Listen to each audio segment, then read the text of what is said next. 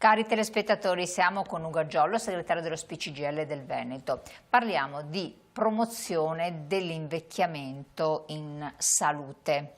Invecchiare si vecchia tutti, ineluttabilmente, però bisogna assolutamente cercare di farlo nel modo migliore possibile, per una serie infinita di logiche, purtroppo, ragioni, logiche da noi, non dovrebbero essere tanto logiche. Voi cosa state facendo?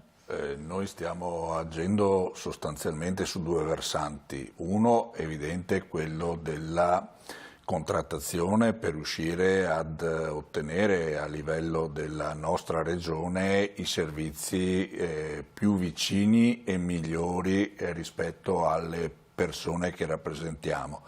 Dall'altro però anche quello di lavorare sulla sensibilizzazione, perché le persone man mano che diventano anziane cominciano ad avere disturbi di vario tipo e spesso magari vengono sottovalutati, vengono lasciati da parte, in qualche maniera ci si vergogna anche di questa cosa.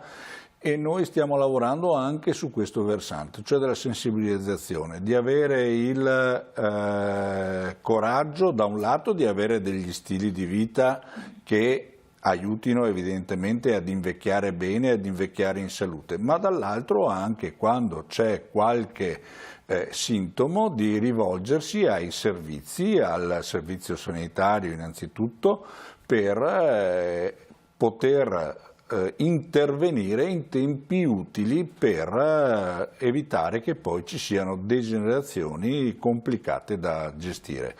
Ecco, segretario, una cosa però importante è l'accesso a tutto ciò, per cui sappiamo, qua torniamo sempre sui soliti temi, liste d'attesa eterne, visite specialistiche, quindi i costi, perché se sono tempi troppo lunghi la persona anziana non vede davanti a sé un orizzonte di 50 anni, faccio per dire, e comunque desidererebbe risolvere presto il problema e deve pagarsi, va tante volte, lo sappiamo, a pagamento. E poi certe cose, parliamo per esempio di protesi acustiche, costano, sono necessarie e indispensabili, voi anche avete partecipato a una campagna di sensibilizzazione al riguardo, ma non mancano i contributi esterni per chi ne ha bisogno, o no?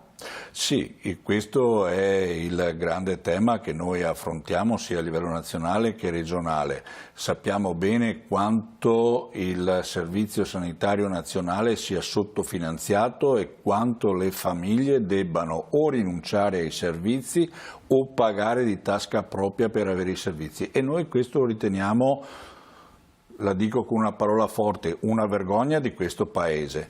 E cercate quindi di sollecitare la Regione al riguardo. E abbiamo tra l'altro in piedi una campagna che inizieremo nei mesi prossimi proprio per un finanziamento che sia diverso dall'attuale. Grazie segretario, buon lavoro, aggiorneremo i nostri telespettatori su tutto ciò che riuscirete ad ottenere nel frattempo. A voi buon proseguimento, rivolgetevi alle sedi dello SPI sempre.